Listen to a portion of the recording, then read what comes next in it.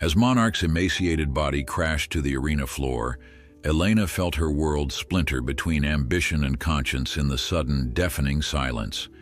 Standing over her trembling horse while her trainer hissed demands to continue, she made the unthinkable choice that would destroy her career but expose the brutal truth behind equestrian glory. Before we continue, don't forget to subscribe to the channel, like the video, and comment where in the world you're watching from. Let's go. The grandstands of the Royal Equestrian Center buzzed with excitement as spectators gathered for the prestigious Wellington International Championship.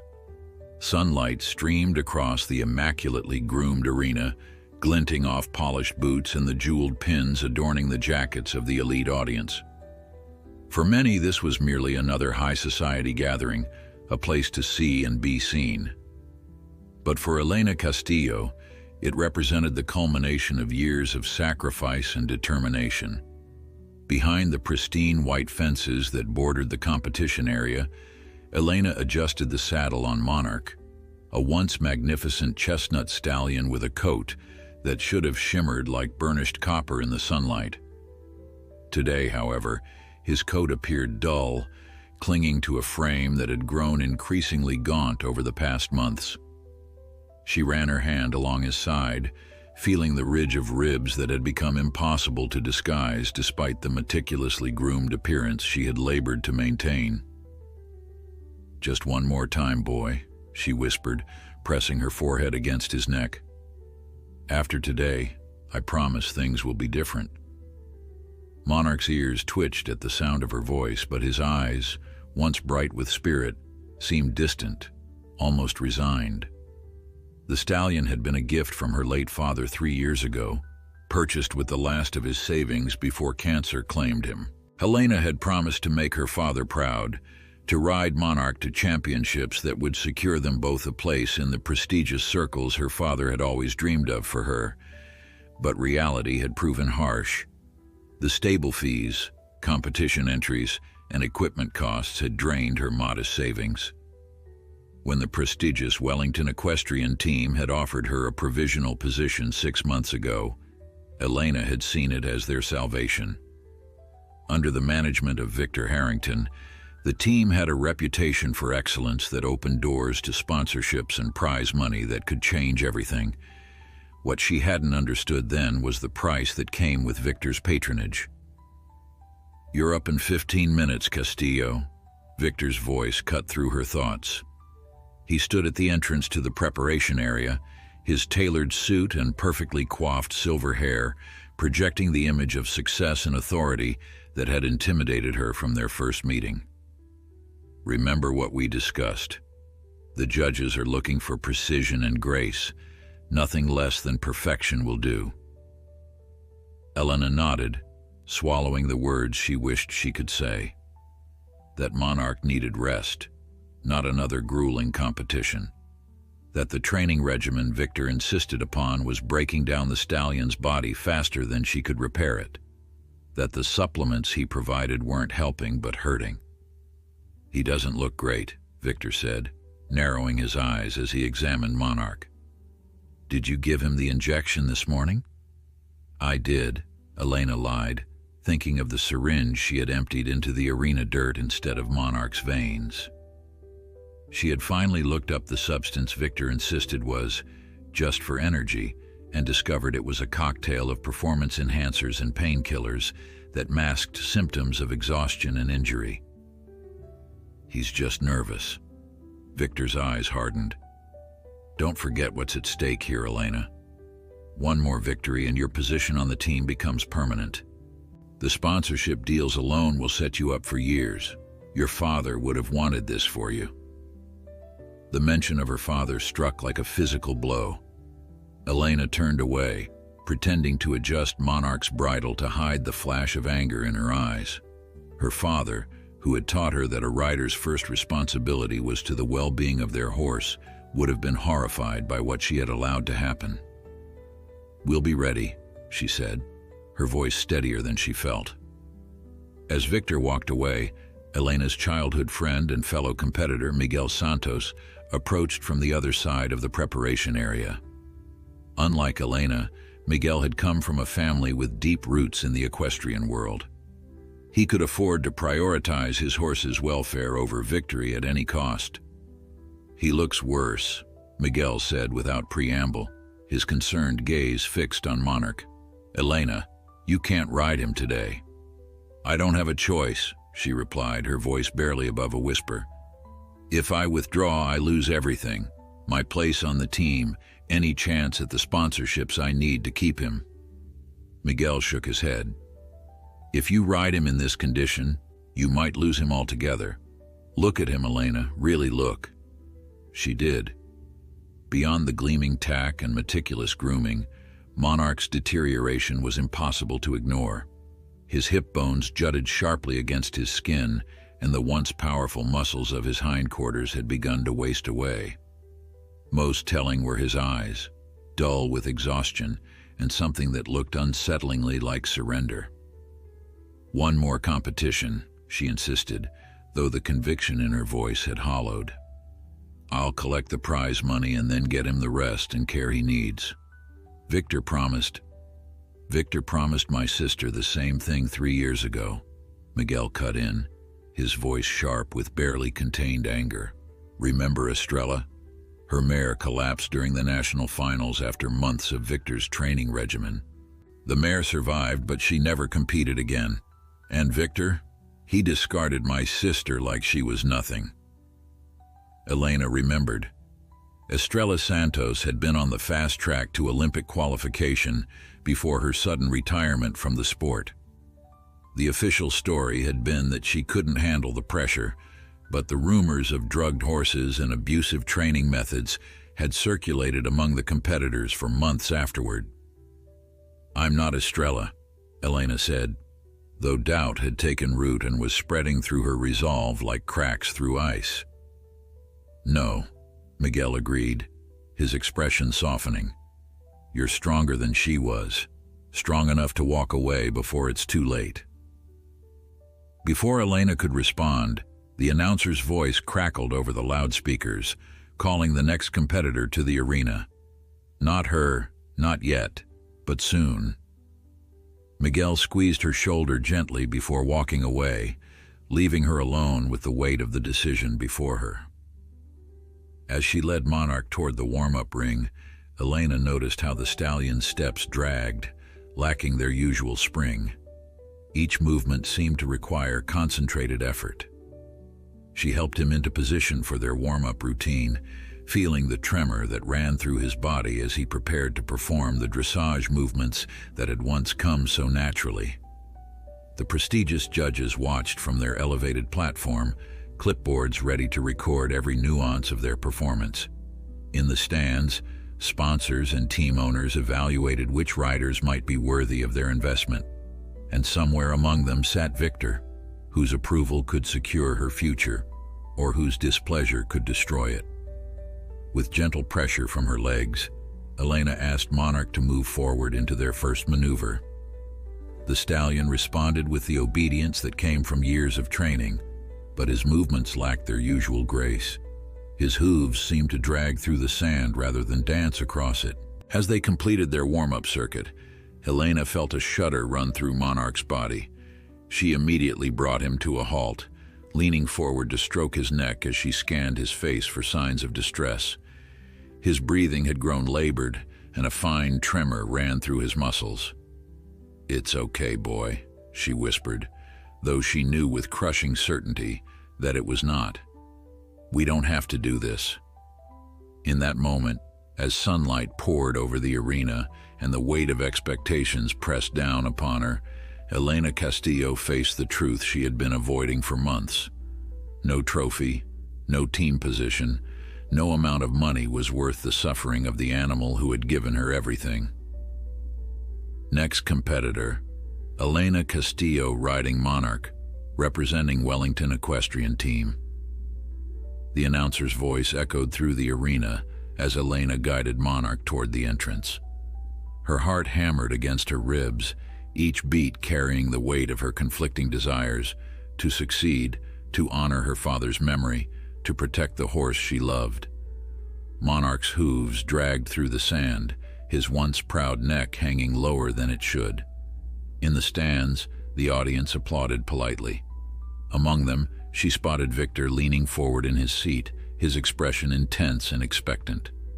Beside him sat potential sponsors, their attention focused squarely on the arena, on her.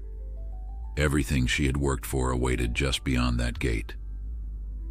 Elena took a deep breath and leaned forward to whisper in Monarch's ear, "Whatever happens, I'm with you." As they entered the arena, Elena felt a hush fall over the crowd. The judges straightened in their seats, pens poised over score sheets. This was the moment that would determine everything: her future, her career, her place in the world her father had dreamed she would inhabit. Elena signaled Monarch forward with the gentlest pressure of her legs. The stallion responded, gathering his remaining strength to perform the opening movements of their routine. Each step seemed to cost him tremendous effort, but years of training kept him obedient to her commands. They began with a series of extended trots across the diagonal of the arena, a movement that should have showcased Monarch's power and extension. Instead, his strides were labored, lacking the usual spring and elevation. Elena could feel the tremor in his muscles beneath her, the struggle in each breath he took. From the corner of her eye, she saw Victor's face darkening with displeasure. The judges were already making notes, their expressions revealing that they recognized something was wrong with the horse before them. This was not the performance of a champion, but of an animal in distress.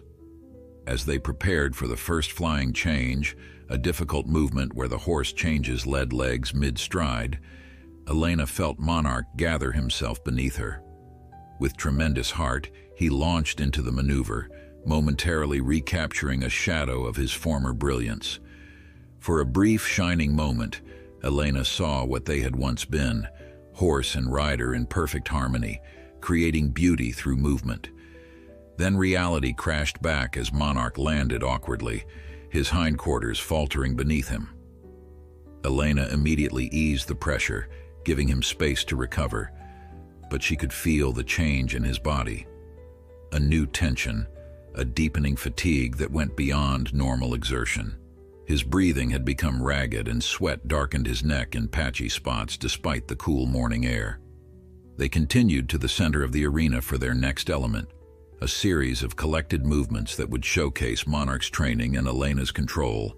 But as she asked for the first piaffe, a trot in place that requires immense strength and control, she felt Monarch's body begin to fail beneath her. His legs trembled violently, his breathing turned shallow and rapid, and in the terrible silence that followed, Elena knew what was about to happen before it did. "No," she whispered, but it was too late. Monarch's front legs buckled first, pitching forward as his strength finally gave out. Elena kicked free of the stirrups just as his hindquarters collapsed, managing to slide from the saddle as the magnificent animal crumpled to the arena floor in a cloud of dust. Gasps rippled through the audience. Someone screamed. The judges rose to their feet, and from somewhere, a medical team began running toward them. But Elena was aware of none of it. Her world had narrowed to Monarch's labored breathing and the terror in his eyes as he lay on his side, his legs making weak attempts to rise again before giving up. She fell to her knees beside him, one hand on his heaving side, the other cradling his noble head. "It's okay," she soothed, tears streaming down her face. "You don't have to get up. You don't have to try anymore." Around them, chaos erupted. Officials rushed into the arena. Spectators stood in the stands, craning for a better view of the fallen horse and his rider. And through the commotion came Victor Harrington, his face a thundercloud of fury and humiliation. "Get him up," he hissed, reaching them before the medical team. "This is a disaster. Get him on his feet now."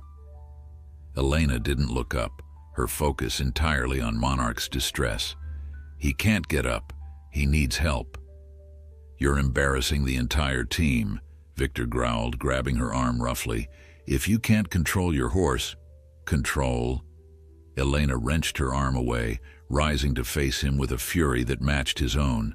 "Look at him. Look what your training has done to him." Her voice carried across the suddenly silent arena, heads turning toward the confrontation playing out beside the fallen horse. The medical team hesitated at the edge of the scene, unsure whether to intervene. "You're hysterical," Victor said, lowering his voice as he became aware of the attention they were drawing. "The horse just stumbled. With the right injection—" "No more injections," Elena said, her voice steady despite the tears on her face. "No more pushing him past his limits, no more." The chief veterinarian reached them then, kneeling immediately beside Monarch and beginning a rapid assessment. His hands moved with practiced efficiency over the horse's body, checking vital signs and responsiveness. "How long has he been in this condition?" the vet asked sharply, looking up at Elena. Before she could answer, Victor cut in smoothly. "He was fine this morning, perhaps a touch of colic."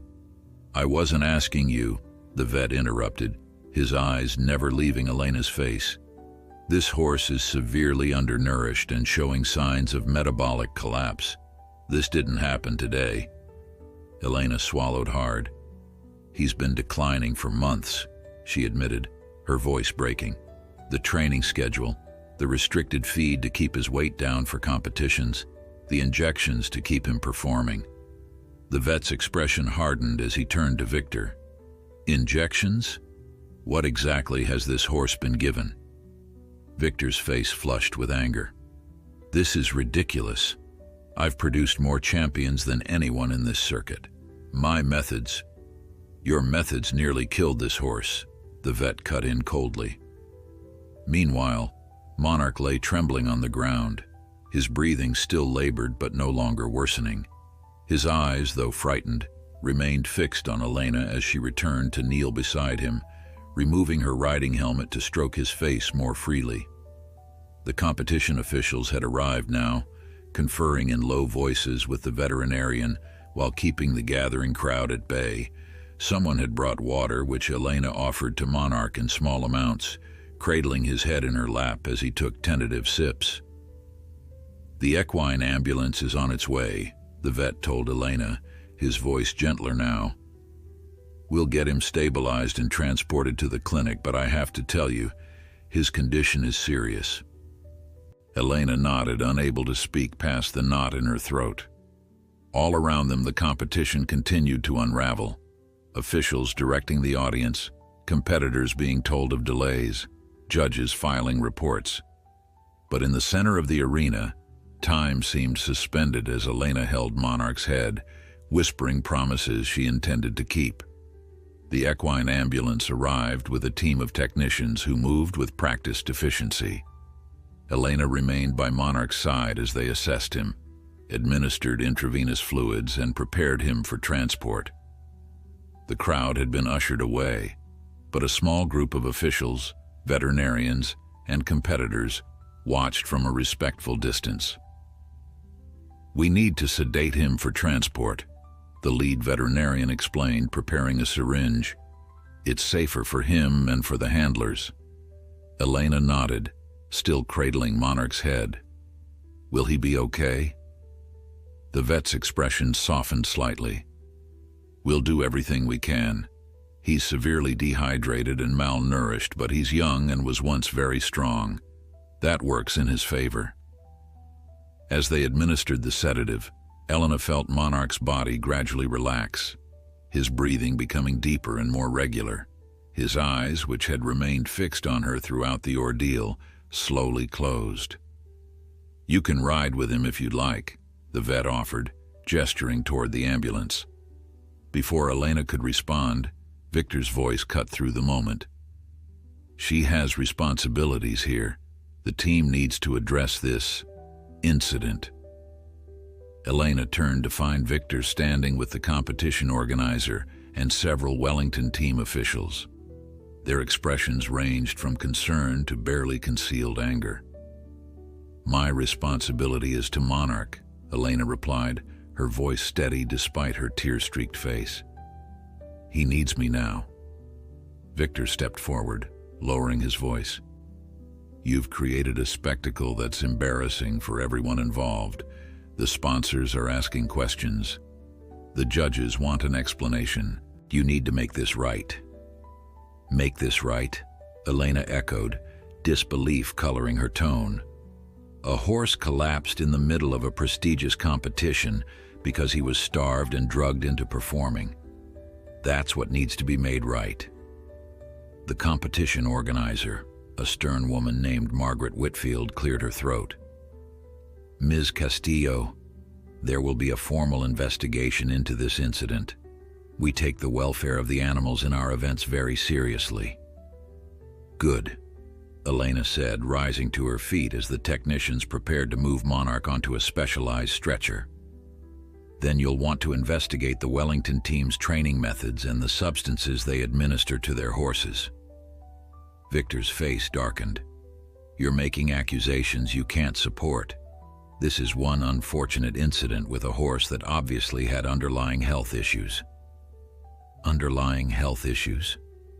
Miguel had appeared at the edge of the group, his expression thunderous.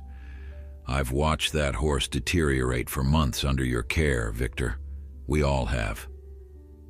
Several other riders had gathered now, their faces solemn. Among them, Elena recognized Lucia Mendez and Thomas Reyes, both former Wellington riders who had left the team under mysterious circumstances. This isn't the place for this discussion, Victor said, his composure slipping as he noticed the growing audience. Elena, we'll speak privately about your future with the team. There is no future, Elena replied, her voice carrying across the now silent group. I'm done watching horses suffer for ribbons and sponsorships. I'm done with Wellington. A murmur went through the gathered riders and officials. The Wellington equestrian team was the most prestigious in the region. Walking away meant walking away from opportunities most riders only dreamed of. Margaret Whitfield stepped forward. Ms. Castillo, I understand your distress, but these are serious allegations. If you have evidence of mistreatment or illegal practices, she has nothing, Victor cut in sharply. This is the emotional reaction of a rider who couldn't handle the pressure of competition. Elena laughed, a hollow sound devoid of humor. That's your explanation for everything, isn't it? When Estrella Santos quit after her mare collapsed, when Javier Ortiz left after his gelding developed chronic lameness, it's always the rider's fault, never the training methods that push these animals beyond their limits. Lucia Mendez stepped forward, her face pale but determined. My horse was given injections before every competition. I was told they were vitamins and electrolytes, but when I had them independently tested, they contained steroids and painkillers. I have documentation, Thomas Reyes added quietly. Training schedules, medication logs, weight restriction protocols. I kept everything when I left. Victor's confidence wavered visibly as more riders moved to stand with Elena. This is absurd. A coordinated attack on the most successful training program in the circuit. Successful at what cost? Elena challenged, stepping closer to him. How many horses have been discarded when they broke down? How many riders have been silenced when they raised concerns? The veterinary team interrupted, informing Elena that they were ready to transport Monarch. She turned away from Victor without another word, following as they carefully loaded the sedated stallion into the ambulance. Miguel caught up with her at the ambulance door. You're not alone in this, Elena. We'll help you fight him. Elena's throat tightened with emotion. My only concern right now is Monarch. I need to make sure he survives this. Go, Miguel said, squeezing her shoulder. I'll handle things here and meet you at the clinic. As Elena climbed into the ambulance beside Monarch's stretcher, she caught a final glimpse of the scene they were leaving behind. Victor stood rigid among a growing circle of current and former riders, his carefully constructed empire beginning to crumble. Competition officials were taking statements, phones were recording conversations, and in the stands, journalists had already begun filing reports on the dramatic events unfolding. The ambulance doors closed, and Elena turned her full attention to Monarch. In the dim light, monitors blinked with his vital signs, weak but stable. She placed her hand gently on his neck, feeling the slow, steady pulse beneath her fingers. "I'm sorry it took me so long to stand up for you," she whispered. "But I promise, from this moment on, you come first, no matter what." The clinic was a flurry of activity when they arrived. Monarch was whisked into treatment, with Elena following as far as she was permitted. In the waiting area, she paced restlessly, still in her competition attire, her thoughts alternating between concern for Monarch and anxiety about the confrontation she had initiated. Dr. Maria Fernandez, the clinic's senior veterinarian, emerged after what seemed like hours. Her expression was guarded, but not defeated, a small mercy that Elena clung to desperately. "He's stabilized," Dr. Fernandez began, gesturing for Elena to sit. "But I won't sugarcoat this. The level of malnutrition and exhaustion we're seeing didn't happen overnight. This horse has been systematically pushed beyond his physical limits for some time." Elena nodded, tears threatening again. "Will he recover?" "With proper care and time, yes. But his competition days are over, at least at that level. His body simply can't withstand it anymore." Relief washed over Elena. Monarch would live, and he would never again be forced into that punishing regimen. "Can I see him?" Dr. Fernandez led her to a large stall where Monarch lay on thick bedding, intravenous lines delivering fluids and medications to his depleted system. He was awake but subdued, his eyes brightening slightly when he saw Elena. "Hey, boy," Elena said softly, kneeling beside him. "We're going to get through this together." As she stroked his neck, her phone vibrated with incoming messages. The news of what had happened at the competition was spreading rapidly. There were texts from other riders, from journalists seeking statements, and finally, a terse message from Victor. "You've made a grave mistake. This isn't over." Elena turned off her phone and returned her attention to Monarch. Victor's threats could wait. For now, all that mattered was the horse breathing steadily beside her, and the promise she had made to never again put ambition before his well-being. Night fell, and still Elena remained at the clinic. The staff had brought her a chair, blankets, and coffee, recognizing that she had no intention of leaving Monarch's side. In the quiet hours, as the stallion slept under the influence of mild sedatives, Elena finally turned her phone back on to face the storm she had unleashed. Dozens of missed calls, hundreds of messages, and notifications from every social media platform greeted her. The story had exploded beyond the equestrian community. Someone had recorded her confrontation with Victor on their phone, and the video, showing a tearful rider defending her collapsed horse against a powerful trainer, had gone viral. "This wasn't how I planned to take a stand," she murmured to Monarch's sleeping form. "But maybe it's better this way. No one can hide from this now." A soft knock on the stall door drew her attention. Miguel stood there, his face showing the exhaustion of the day, but also something else. A quiet pride that warmed Elena despite everything. "How is he?" Miguel asked, stepping inside and crouching beside Monarch. "Stable. They say he'll recover with time and proper care." Elena rubbed her eyes. "What's happening out there? It's chaos on my phone." Miguel let out a long breath. "It's bigger than you know. After you left, more riders started speaking out, not just from Wellington, but from other elite teams too. It's like you broke open a dam." He showed her his tablet, scrolling through news articles and social media posts. The Equestrian Federation had announced an emergency meeting. Animal welfare organizations were calling for investigations into training practices across the competitive circuit. And Victor Harrington's name appeared in headline after headline, his reputation unraveling in real time. "There's more," Miguel continued, his voice dropping lower. Tomas Reyes wasn't bluffing about having documentation. He had been gathering evidence for months, Medication logs, training schedules, even video of horses being denied water to keep their weight down. He was waiting for the right moment to come forward. Elena shook her head in disbelief. Why didn't he say something sooner? The same reason you didn't, Miguel replied gently. Fear. Victor has connections everywhere. Crossing him meant the end of your career.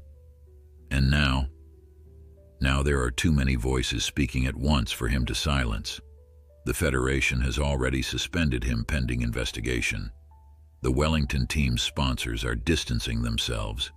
And you, he said, placing a hand on her shoulder, are being called brave by some, foolish by others. Elena gave a tired laugh. Both are probably true. A movement caught her attention. Monarch was awake, his dark eyes watching them. Elena immediately moved closer, stroking his neck and murmuring reassurances. The stallion's gaze seemed clearer now, the pain and fear having receded somewhat with treatment. Look at that, Miguel said softly. He knows he's safe now. Elena felt tears prick her eyes again. But what happens next? I can't take him back to Wellington stables, and I certainly can't afford private boarding on my own anymore. Miguel was silent for a moment. My Aunt Rosalinda has a small farm about an hour from the city. She rehabilitates rescue horses. It's nothing fancy, but it's peaceful, and she knows more about healing horses than most veterinarians. Hope flickered to life in Elena's chest. Do you think she would take us? I already asked her, Miguel admitted with a small smile. She said her gate is open whenever you're ready. For the first time since Monarch collapsed, Elena felt a weight lift from her shoulders. A safe place to recover, for both of them, was more than she had dared hope for. Their conversation was interrupted by Dr. Fernandez, returning with a new bag of fluids for Monarch's IV. She checked his vital signs with efficient movements, nodding with satisfaction. His blood work is showing improvement, she informed Elena. We're still concerned about his kidney function, but the immediate danger is past. When can he be moved? Elena asked. Not for at least 3 days, Dr. Fernandez replied, and even then only to a facility where he can receive continued care. This isn't a simple case of exhaustion, Ms. Castillo. The damage done to his system is extensive. As if to emphasize the point, she pulled out a tablet and showed Elena a series of test results, explaining each in turn: muscle enzymes at dangerous levels, electrolyte imbalances, signs of repeated medication that had strained his liver and kidneys. The good news is that with proper rehabilitation, most of this can heal, the veterinarian concluded. But I must be clear, this horse needs months of careful management, proper nutrition, and absolutely no stress. He came very close to organ failure today. Elena nodded, the reality of what had been done to Monarch settling even deeper. He'll get everything he needs, I promise. After Dr. Fernandez left, Miguel checked his phone and frowned. I have to go. There's a meeting of riders at Lucia's house. We're organizing statements for the Federation's investigation. Will you be okay here? I'm not going anywhere, Elena assured him, but thank you for everything. Once alone again with Monarch, Elena finally allowed herself to consider her own future. Her career as a competitive rider was likely over, at least in the circles she had aspired to join. Victor's influence ran deep, and even with his own reputation in tatters, his allies would remember her as the whistleblower who brought down one of the sport's most successful trainers. Yet strangely, the thought didn't devastate her as it once might have. Watching Monarch's steady breathing, seeing the slight improvement already visible in his demeanor, she found it impossible to regret her choice. Her phone rang, a number she didn't recognize. Hesitantly, she answered. Elena Castillo? A woman's voice, crisp and professional. Yes, that's me. My name is Rebecca Winters. I'm a reporter with the Equestrian Chronicle. I'd like to talk to you about what happened today and the broader issues of animal welfare and competitive riding. Elena hesitated. Until now, she had avoided the press, focusing solely on Monarch's care. But perhaps this was part of standing up for what was right, making sure the story was told accurately. "I'm willing to talk," she said finally, "but not today. My horse needs me right now." "I understand," the reporter replied. "When you're ready, I want to help you tell this story properly. Not just what happened to Monarch, but the whole culture that made it possible." After arranging to speak the following day, Elena ended the call and returned to Monarch's side. The stallion had drifted back to sleep, his breathing deeper and more regular than before. Outside the clinic, the world was changing, a reckoning long overdue in a sport that too often prioritized glory over compassion. But in this quiet stall, with her hand resting on Monarch's slowly rising flank, Elena found a moment of peace. "We're going to be okay," she whispered, making it a promise to them both. "Different, but okay." Morning light filtered through the clinic windows as Elena stirred from an uncomfortable sleep in her chair. The sound of movement in the corridor outside Monarch's stall brought her fully awake. Veterinary technicians were beginning their morning rounds, and Dr. Fernandez appeared moments later with a tablet in hand. "Good morning," she said, her voice gentle but professional. "You stayed all night?" Elena nodded, stretching stiff muscles. "I couldn't leave him." Dr. Fernandez checked Monarch's vitals, nodding with cautious approval. "His numbers are continuing to improve. We'll remove the IV later today and see how he does on oral hydration and small amounts of specialized feed." Monarch was awake now too, his eyes clearer than they had been yesterday. When Elena approached, he lifted his head slightly, a small gesture that sent waves of relief through her.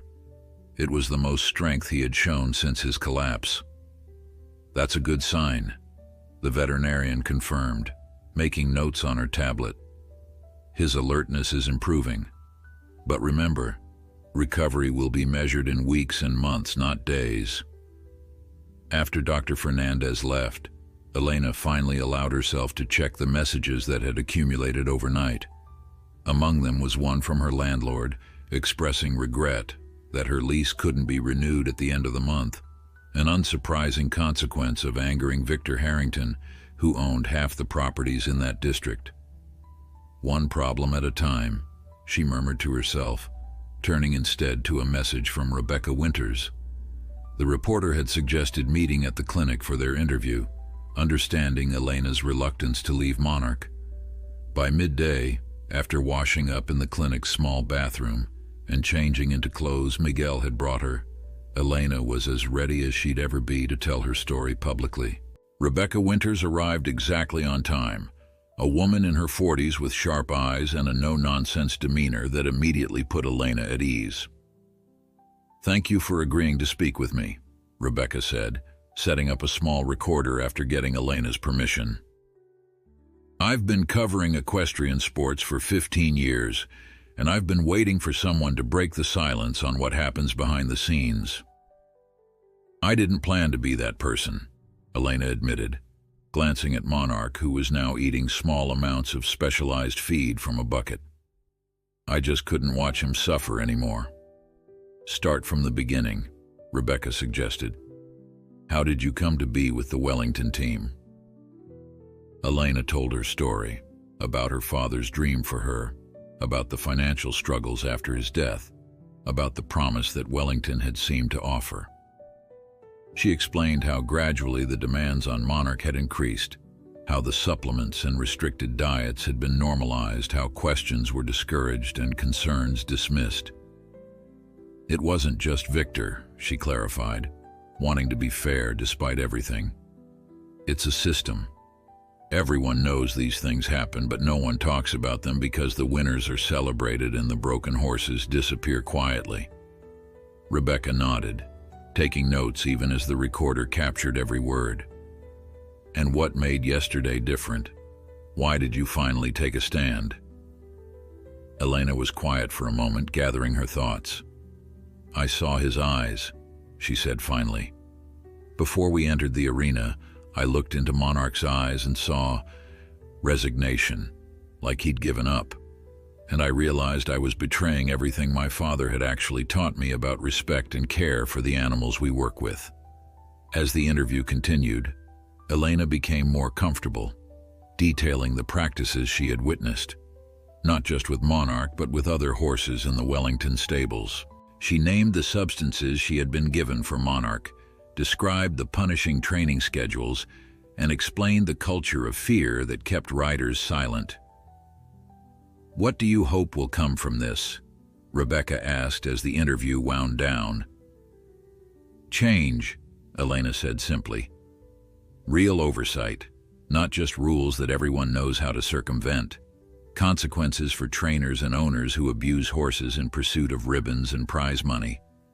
And maybe," she added, her voice softening, "a chance for riders like me to compete in a way that doesn't compromise our integrity or our horses' well-being."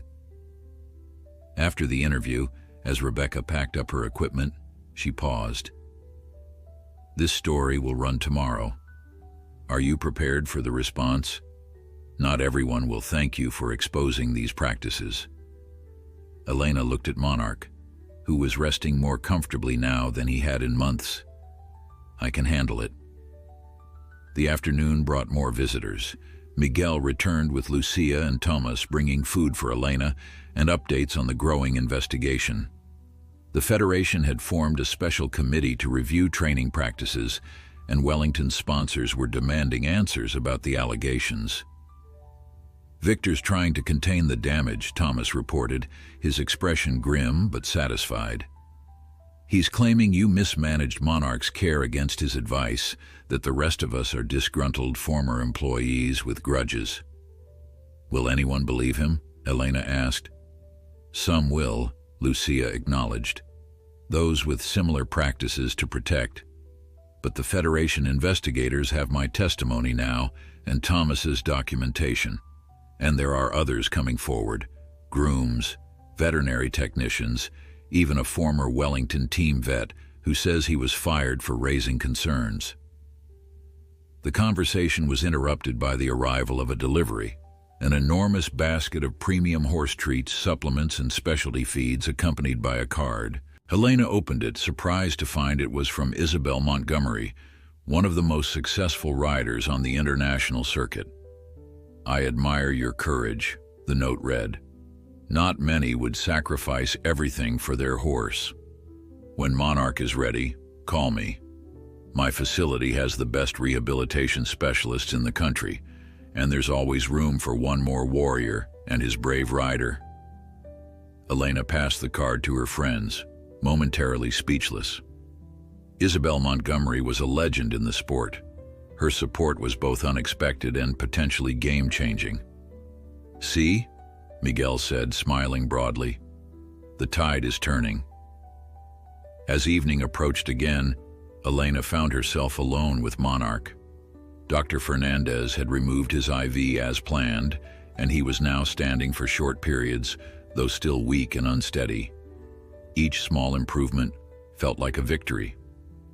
Her phone chimed with a message from Miguel's Aunt Rosalinda, a photo of a sunlit paddock beside a small red barn with the message, "Getting his room ready. Take all the time you need." Elena showed the picture to Monarch, holding it where he could see. "That's going to be your new home, boy. Grass and sunshine and no more pressure, just healing." Outside the clinic, reporters had begun to gather as word spread about where the now famous horse and rider could be found. The clinic staff kept them at bay, but their presence was a reminder that the private stand Elena had taken had become very public indeed. She had lost her position, her apartment, and likely her place in the competitive world she had worked so hard to enter. Yet watching Monarch's gentle breathing as he dozed, seeing the gradual return of life to his eyes, Elena found she couldn't regret her choice. Whatever came next, they would face it together, not as a rider and her competition horse, but as two survivors finding a new path forward.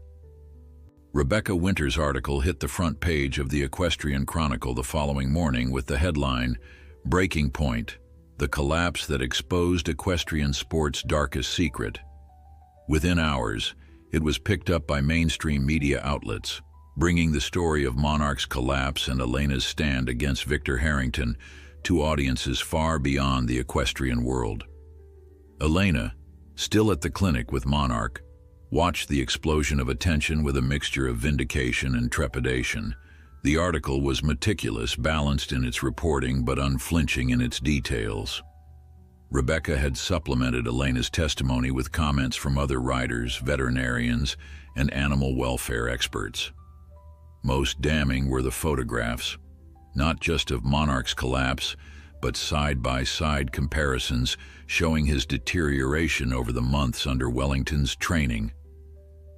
"Your phone is about to melt," Miguel observed when he arrived that morning bringing coffee and breakfast. He nodded toward Elena's constantly buzzing device. "How are you handling it?" Elena shrugged, turning her phone face down. "I'm focused on him right now," she said, nodding toward Monarch, who was standing quietly in his stall, looking noticeably brighter. "The rest can wait." But the world would not wait. By midday, the clinic's reception area had become a de facto press briefing center, with the administrative director fielding questions and turning away interview requests on Elena's behalf. Several animal rights organizations had issued statements commending her courage, while the Equestrian Federation announced expanded hearings into training practices across multiple competitive teams. "Victor's finally released a statement," Miguel said, checking his phone. His expression darkened as he read. "Wellington Equestrian Team regrets the isolated incident involving a horse under the care of junior rider Elena Castillo. While Ms. Castillo showed promise, her inexperience and failure to follow established care protocols resulted in yesterday's unfortunate event. Mr. Harrington has always prioritized horse welfare and maintains the highest standards of care." Miguel stopped, disgust evident in his voice. "It goes on like that. He's throwing you under the bus." Elena had expected nothing less. Let him try. Too many people know the truth now. Her prediction proved accurate when, within the hour, a group of Wellington grooms released an anonymous statement contradicting Victor's claims, detailing the harsh regimens all horses in his program endured. Their testimony, combined with Thomas's documentation and the growing chorus of former riders, created a narrative Victor couldn't easily dismiss. Dr. Fernandez arrived for Monarch's afternoon examination, pleased with his continued improvement. His blood work is normalizing, and he's maintaining hydration with oral fluids now. If this progress continues, we could consider transport to a rehabilitation facility in 3 days. Elena felt a surge of hope. "That's sooner than you initially thought."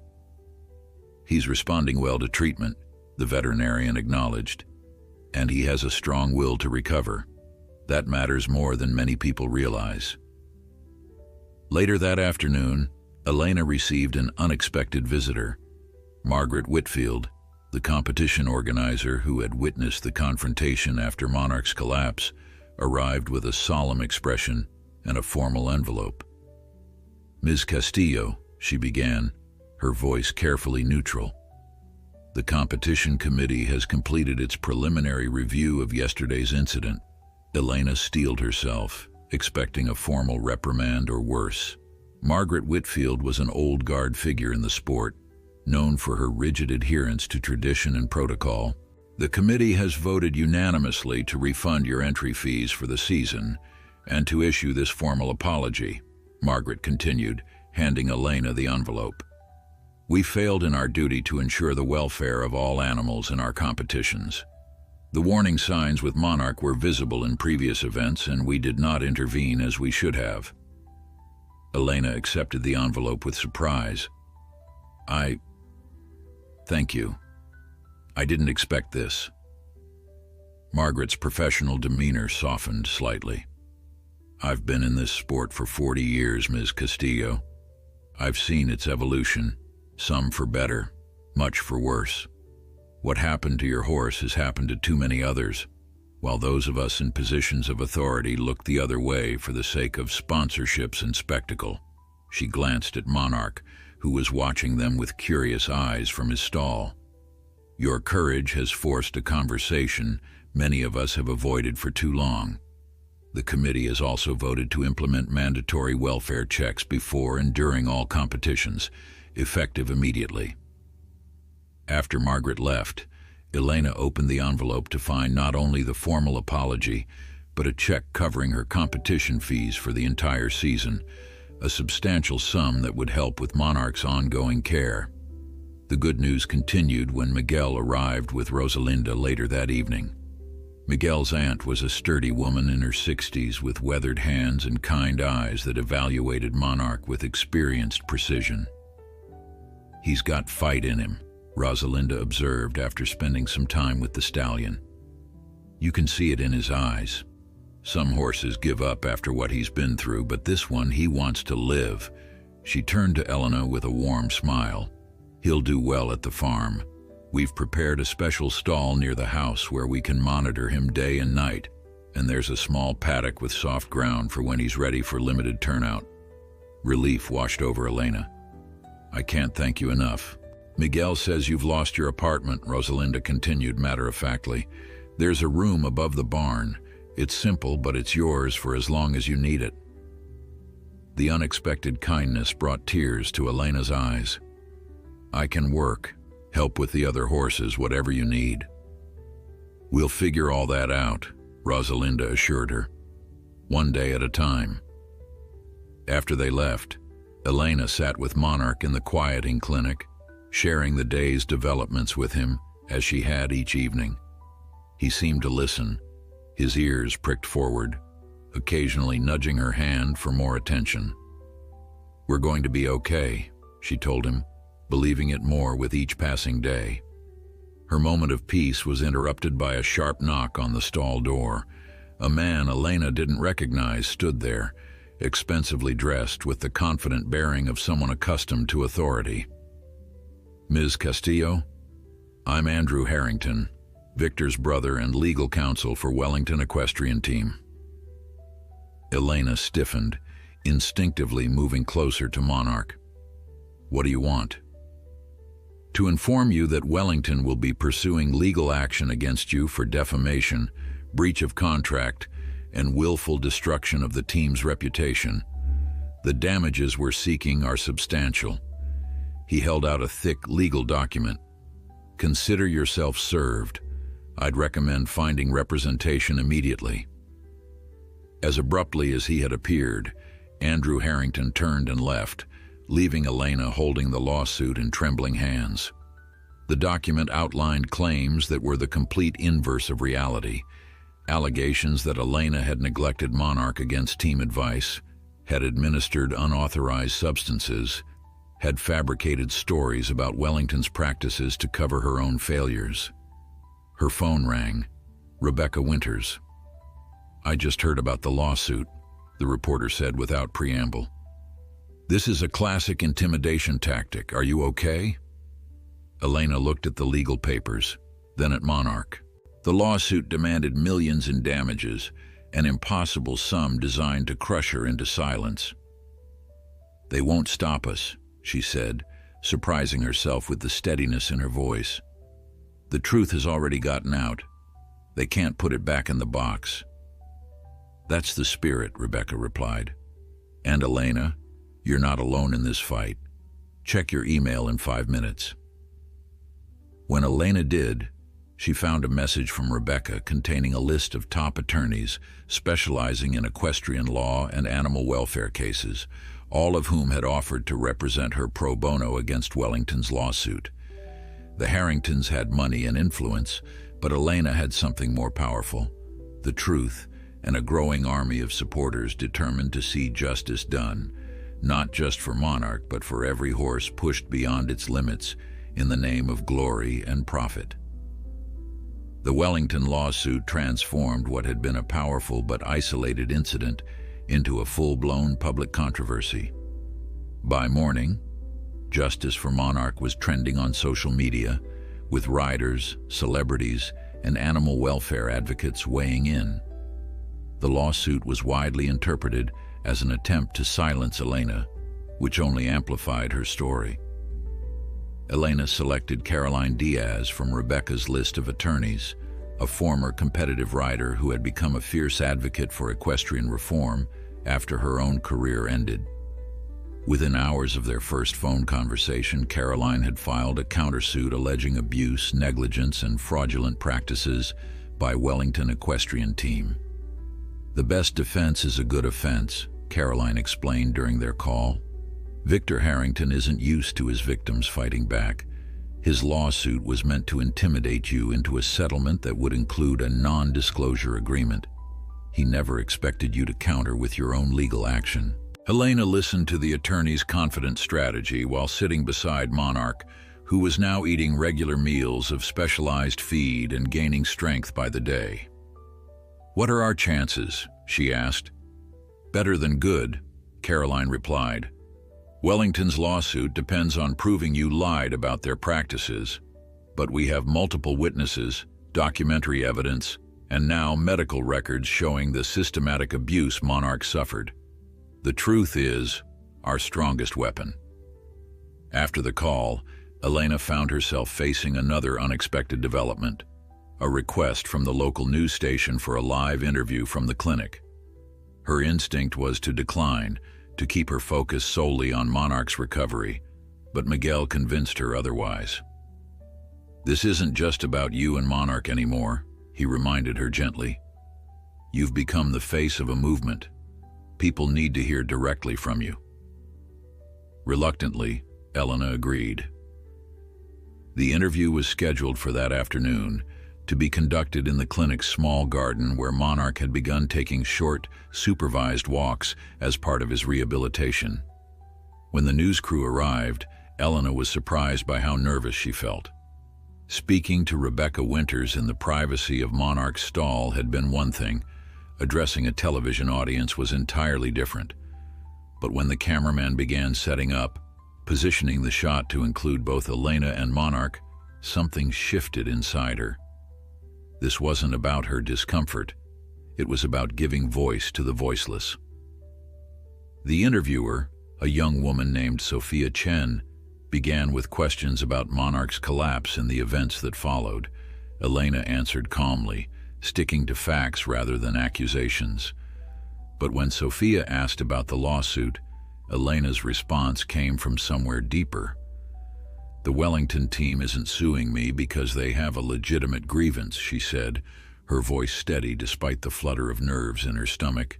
"They're suing because they're afraid of what happens when people see the truth about how these horses are treated, afraid that sponsors might start asking questions about where their money goes, afraid that other riders might find the courage to speak up." Elena rested her hand on Monarch's neck, drawing strength from his presence. "This lawsuit isn't about defamation. It's about silence, and I won't be silent anymore." The interview aired on the evening news and immediately went viral, shared thousands of times across social media platforms. Elena's clear-eyed determination and Monarch's visible improvement created a powerful narrative that resonated far beyond the equestrian community. By the next morning, two of Wellington's major sponsors had announced they were suspending their relationships with the team pending the outcome of the Federation's investigation.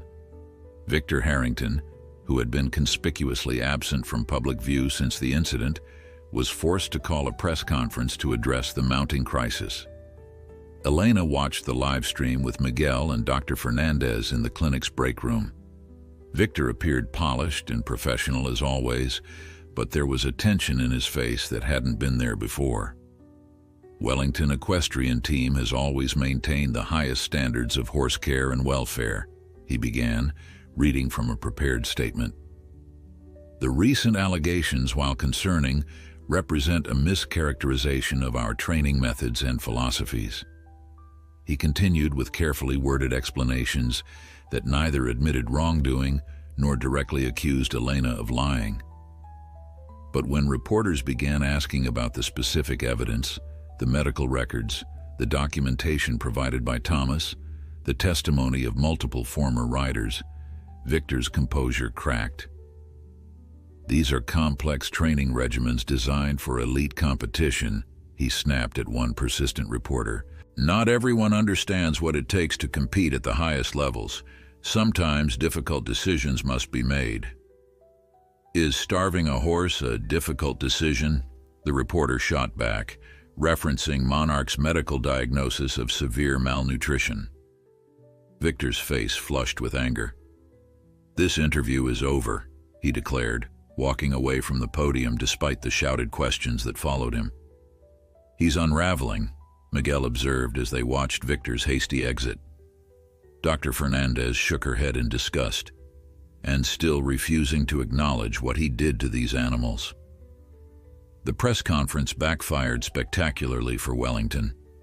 Victor's dismissive attitude and abrupt departure were widely interpreted as an admission of guilt, and by evening 2 more sponsors had pulled their support. For Elena, however, the most meaningful development came later that day, when Dr. Fernandez conducted Monarch's latest evaluation and delivered the news they had been waiting for.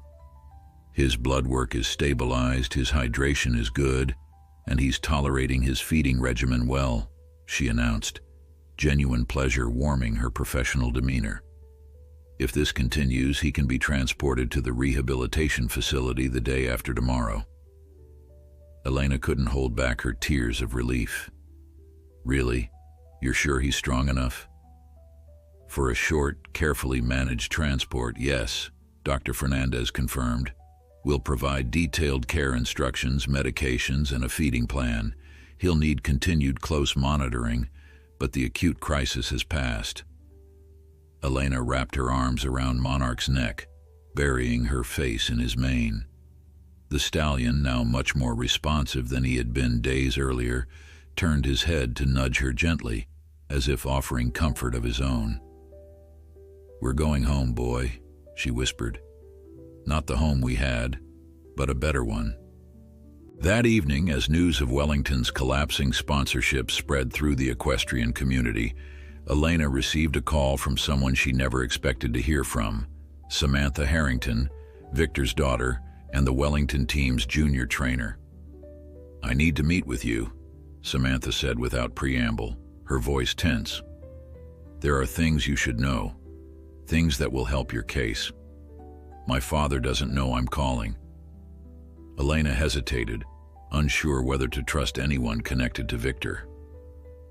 "Why would you help me?" There was a pause before Samantha answered, her voice quieter now. "Because what happened to Monarch wasn't an isolated incident, and because I've been complicit for too long." They arranged to meet the following morning at the clinic. After ending the call, Elena sat beside Monarch, wondering what new revelations Samantha might bring and what they would mean for their fight against Wellington. The battle was far from over, but for the first time since Monarch's collapse, Elena felt the momentum shifting decisively in their favor. The truth was emerging piece by piece, and Victor Harrington's empire of exploitation was beginning to crumble under its weight. Samantha Harrington arrived at the clinic early the next morning, her demeanor a stark contrast to her father's confident swagger. Where Victor projected invulnerability, his daughter seemed burdened, shoulders slightly hunched, eyes darting nervously as she followed a staff member to the garden area where Elena waited. "Thank you for meeting me," Samantha said, her voice softer than Elena had expected. At 28, she was several years older than Elena, but today she looked young and uncertain. "You said you have information," Elena replied, keeping her tone neutral. She had agreed to meet, but remained cautious. This could easily be a ploy orchestrated by Victor. Samantha nodded, pulling a tablet from her bag. "I've been the junior trainer at Wellington for 6 years. Before that, I was a rider in my father's program. I've seen everything." She unlocked the tablet and handed it to Elena. "This is my personal record. Dates, horses, riders, training protocols, medications, the weight restrictions, the feed reductions, the punishments for horses that underperformed." Elena scrolled through the document, her stomach tightening with each entry. It was a meticulous chronicle of abuse spanning years. Dozens of horses subjected to the same treatment Monarch had endured, some recovering, many disappearing from the records without explanation. "Why did you keep this?" she asked, looking up at Samantha. "At first, as protection for myself. I thought if things ever went too far, I'd have evidence I was just following orders." Shame colored her voice. "Later, I told myself I was documenting it for some future reckoning. But the truth is, I was too afraid to use it. Too afraid of my father, of losing my position, of being blacklisted from the only world I've ever known. And now?" Samantha looked away, watching a butterfly land on a nearby flowering bush. "Now I can't sleep. Every time I close my eyes, I see your horse collapsing in that arena. I see all the others before him, and I know I could have prevented it." She turned back to Elena, her eyes bright with unshed tears. "I'm not asking for forgiveness. I don't deserve that. But I want to help make this right." Elena studied Samantha, searching for signs of deception and finding only guilt and resolve. "This evidence, you're willing to testify? To confirm it's authentic?" "Yes," Samantha said without hesitation. "I've already spoken with the Federation's investigative committee, and I've retained my own counsel, separate from Wellington's legal team. My father doesn't know yet." The magnitude of what Samantha was offering and risking wasn't lost on Elena. Victor Harrington wasn't just Samantha's employer, he was her father, and by coming forward, she was sacrificing their relationship and possibly her entire career. "Why now?" Elena had to ask. "After all these years?" Samantha was quiet for a moment. "Because you did what I never had the courage to do. You chose the horse over everything else." She gestured toward the tablet. "Everything you need is there. Names, dates, substances, my father's explicit instructions. I've sent copies to your attorney as well." After Samantha left, Elena immediately called Caroline Diaz to discuss the new evidence. The attorney was cautiously elated. "This changes everything," Caroline confirmed. "With Samantha's testimony and documentation, we can expand our case from a single incident with Monarch to a pattern of systemic abuse. The Federation won't be able to treat this as an isolated occurrence." Later that morning, Dr. Fernandez oversaw Monarch's final evaluation before approving his transport to Rosalinda's farm. The stallion was now spending longer periods standing, and though still thin, his coat had begun to regain some luster with proper nutrition and grooming. "His blood work is holding steady and he's maintaining appropriate hydration," the veterinarian reported, genuine pleasure warming her professional demeanor. "He's ready for the move, though he'll need continued careful management." Elena couldn't contain her smile as she stroked Monarch's neck. "Hear that, boy? Tomorrow we start our new life." Miguel and Rosalinda arrived that afternoon to coordinate the transport details. Rosalinda had brought photographs of the stall and paddock prepared for Monarch, and she reviewed the clinic's care instructions with the focused attention of someone who took rehabilitation seriously. "The stall has extra thick bedding for comfort, and we've installed cameras so we can monitor him overnight," she explained. "The paddock has soft footing and shade for when he's ready for short turnouts, and the feed room is stocked with everything on Dr. Fernandez's list." While they discussed logistics, Miguel pulled Elena aside. "There's something else you should know. Isabel Montgomery didn't just send that care package. She's been talking to other top riders about what happened. There's a movement building to reform competition standards and enforcement of welfare regulations." He showed her his phone, displaying a joint statement signed by over 50 international riders calling for immediate changes to competition rules, drug testing protocols, and welfare oversight. "They're crediting you as the catalyst," Miguel said, his eyes bright with admiration. "Elena, you've started something important." That evening, as Elena sat with Monarch during his last night at the clinic, she felt a complex mix of emotions: hope for their future at Rosalinda's farm, pride in the changes already taking shape in the equestrian community, and lingering anxiety about the legal battles still to come. Her phone chimed with a message from Rebecca Winters. "You've seen the news?" Elena hadn't. She'd been deliberately avoiding media coverage to focus on Monarch's care. But when she checked the breaking news, she understood why Rebecca had reached out. "Wellington Equestrian Team under criminal investigation," the headline declared. The article detailed how the state attorney's office had opened an investigation into Victor Harrington and the Wellington operation for potential animal cruelty violations, fraud, and illegal doping practices. Elena's hands trembled slightly as she read. What had begun as her solitary stand beside a collapsed horse had escalated into potential criminal charges against one of the sport's most powerful figures. Another message arrived, this one from Caroline. "This is just the beginning. The civil case continues, but criminal charges change the landscape entirely. Victor will be fighting for his freedom now, not just his reputation." Monarch stirred in his stall, drawing Elena's attention back to the present moment. He nickered softly, reaching his muzzle toward her in what had become their nightly ritual of connection. Elena set down her phone and moved to him, stroking his face and whispering reassurances. "One day at a time, remember?" she said softly. "Tomorrow is about you, getting you safely to your new home. The rest can wait." As night settled over the clinic, Elena found herself reflecting on the extraordinary chain of events that had unfolded from a single moment of courage. She had acted on instinct that day in the arena, choosing compassion over ambition, her horse's welfare over her own advancement. She couldn't have imagined then how that choice would ripple outward, challenging an entrenched system of exploitation and inspiring others to speak their own truths. Outside, media vans still lined the clinic's parking lot, their satellite dishes reaching skyward.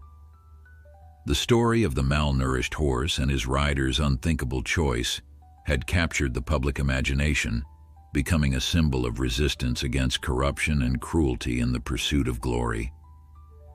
But here in the quiet stall, with Monarch's breathing steady and peaceful beside her, Elena found a deeper satisfaction than any headline could provide. Whatever happened next, they had already won their most important victory: the chance for Monarch to live with dignity and for Elena to rebuild her life with her integrity intact.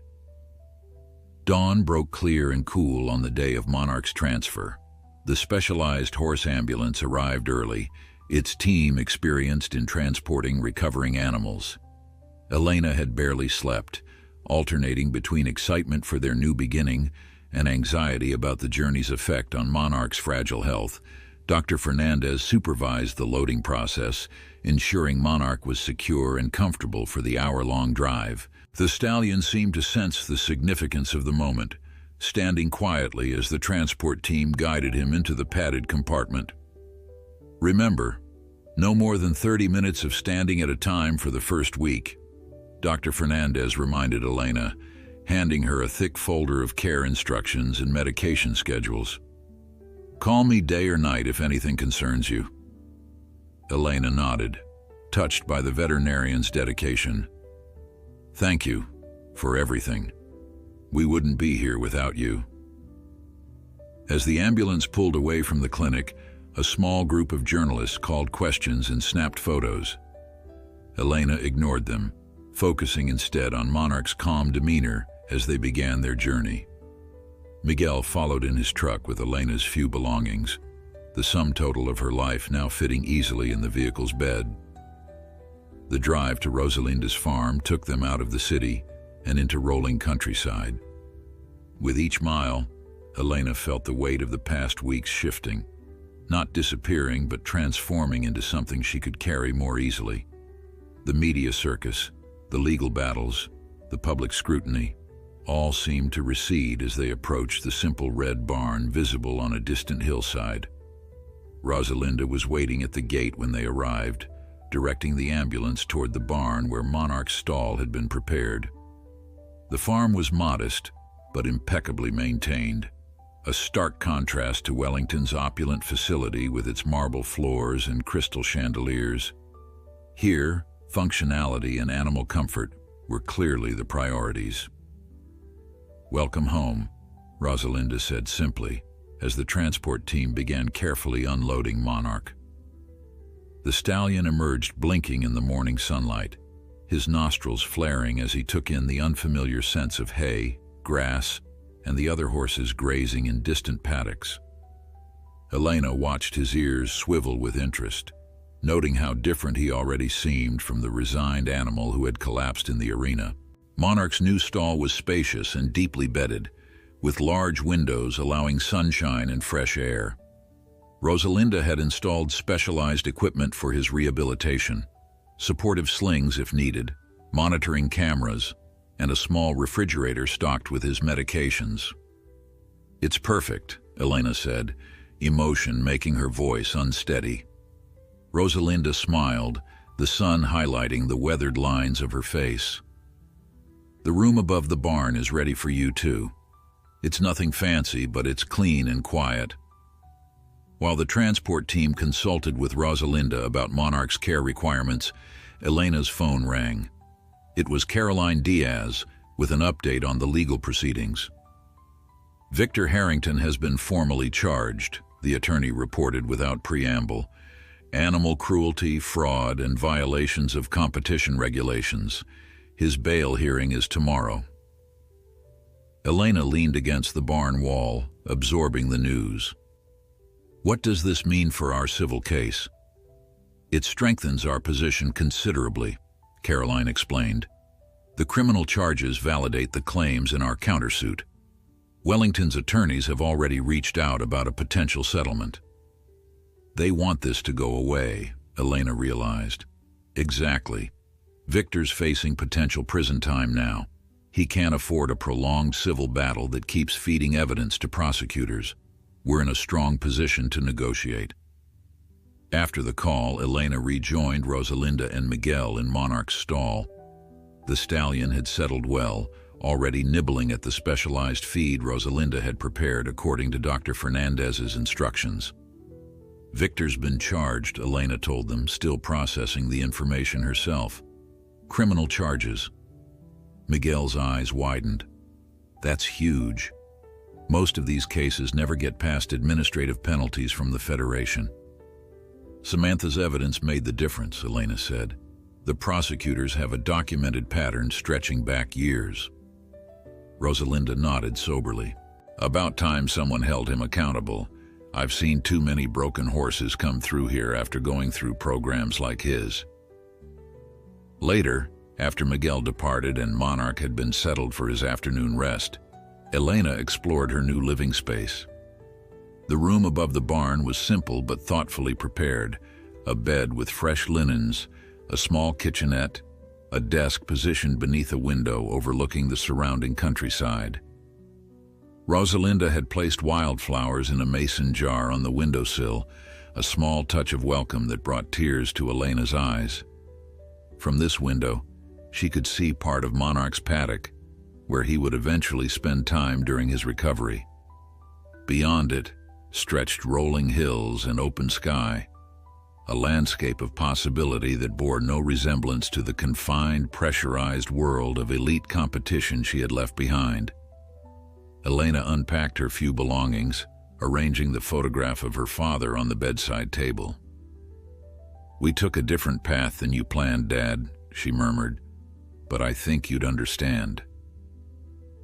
That evening, as she sat with Monarch in his stall, Elena's phone buzzed with notifications. Isabel Montgomery's reform initiative had gained significant traction, with major competition organizers agreeing to implement immediate changes to welfare protocols. Elena's name was mentioned prominently in the coverage, described as the catalyst whose courage sparked a long overdue reckoning in the sport. A text from Rebecca Winters followed. Federation press conference tomorrow at 10 a.m. Major announcement expected regarding new welfare standards and oversight. You've changed this sport, Elena. The magnitude of what had happened, was still happening, struck Elena anew. What had begun as a private moment of conscience beside her collapsed horse had evolved into a movement with the potential to transform competitive riding. The thought was overwhelming. Monarch nickered softly, drawing her attention back to the present. He was watching her with those expressive eyes that had first called to her conscience in the arena. Elena moved to sit beside him on the stall floor, leaning gently against his foreleg as he remained standing. "One step at a time, right?" she told him, echoing the philosophy that had guided their recovery so far. "We don't need to solve everything tonight." As darkness fell over the farm, Elena found herself thinking about the future, not just the immediate challenges of Monarch's rehabilitation or the ongoing legal battles, but the longer path ahead. For so long, her identity had been tied to competition, to proving herself in the arena. Now she was becoming someone else, an advocate, a whistleblower, perhaps eventually a different kind of horsewoman entirely. It was terrifying and liberating in equal measure. Rosalinda appeared at the stall door with a tray holding a simple dinner and tea. "You need to keep your strength up too," she said, setting it on a small table. "The horses always know when we're not taking care of ourselves." Elena accepted the food gratefully. "I'm still figuring out who I am now," she admitted. "Everything's changed so quickly." Rosalinda's weathered face softened with understanding. "The horses will tell you who you are. They always do." With that gentle wisdom hanging in the air between them, Elena began her first night in her new home, with Monarch safely settled below and an uncertain but hopeful future stretching before them both. 3 months passed, each day bringing small victories in Monarch's recovery. The gaunt, defeated animal from the competition arena had gradually transformed into a healthier, more vibrant version of himself. His coat gleamed once again in the sunlight, and though still leaner than he had been in his prime, his body had filled out with proper nutrition and gentle exercise. Today marked a significant milestone, Monarch's first extended turnout in the paddock specially prepared for his rehabilitation. Elena opened the gate and let him out, watching as he stepped cautiously onto the grass, his movements still deliberate but increasingly confident. "Go on," she encouraged, releasing the lead rope. "It's all yours." Monarch took a few tentative steps, then lowered his head to sample the grass. After a moment, he lifted his head and surveyed his surroundings, ears pricked forward with interest. What followed brought tears to Elena's eyes. A gentle, experimental trot, followed by a playful buck that spoke of returning strength and spirit. "Would you look at that?" Rosalinda said, appearing beside Elena at the fence. "That's a horse remembering who he is." Elena nodded, too moved to speak. Dr. Fernandez, who still visited weekly to monitor Monarch's progress, had warned that psychological recovery could be as challenging as physical healing. Horses that had experienced prolonged suffering sometimes lost their natural exuberance permanently. Seeing Monarch reclaim this piece of himself felt like a sacred gift. Back at the farmhouse later that morning, Elena checked her email to find an update from Caroline Diaz. The Wellington lawsuit had been settled on terms overwhelmingly favorable to Elena. A substantial financial payment to cover Monarch's ongoing care, a formal retraction of all allegations against her, and perhaps most significantly, Wellington's agreement to implement a comprehensive welfare program designed by independent equine experts.